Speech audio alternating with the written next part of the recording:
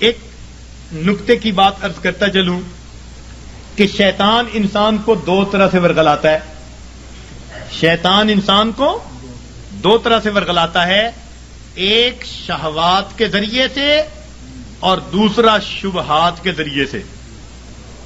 شیطان انسان کو دو طرح سے ورغلاتا ہے، ایک شہوات کے ذریعے سے اور دوسرا شبہات کے ذریعے سے. یعنی کچھ تو ایسے ہوں گے کہ وہ شہوات کے گناہوں میں لگے ہوئے ہیں، بد نظری میں، گناہ میں، زنا میں، فلاں میں. یہ شہوات کے گناہ ہیں جو مال سے تعلق رکھتے ہیں یا جمال سے تعلق رکھتے ہیں. دنیا میں دو ہی چیزوں کے اسیر ہیں نا، کچھ مال کے اسیر ہوں گے، کچھ جمال کے اسیر ہوں گے. تو شہوات کے ذریعے سے شیطان بہکاتا ہے، اور جن پر شہوات غالب نہیں آتی، قابو میں رہتے ہیں، ان کو شبہات کے ذریعے سے بہکاتا ہے. مثلا جی یہ مراقبہ سنت سے ثابت ہے، جی یہ بیعت واقعی ضروری ہے، جی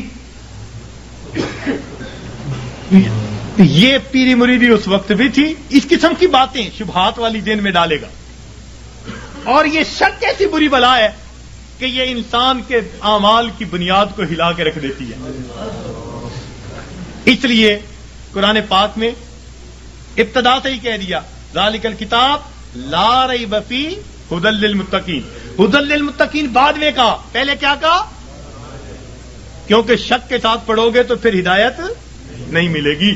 نبی علیہ السلام نے دعا مانگی اللہم انی اعوذ بک من الشک والشرک والشقاق والنفاق وسوء الاخلاق. تو شرک سے بھی پہلے شک سے پناہ مانگی. یہ شک بڑی بری بات، اتنی بری کہ بندے کے ایمان کو بھی ضائع کر کے رکھ دیتی.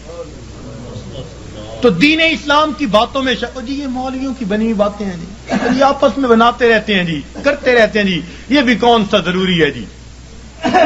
شک ہو گیا، ہماری جی کہاں ہماری سنتا جی، مانگ مانگ کے جی عمر گزر گئی، ہماری تو سنتا ہی نہیں. تو یہ شک کے ذریعے سے یا شبہات کے ذریعے سے یا شہوات کے ذریعے سے شیطان انسان کو بہکا دیا کرتا ہے.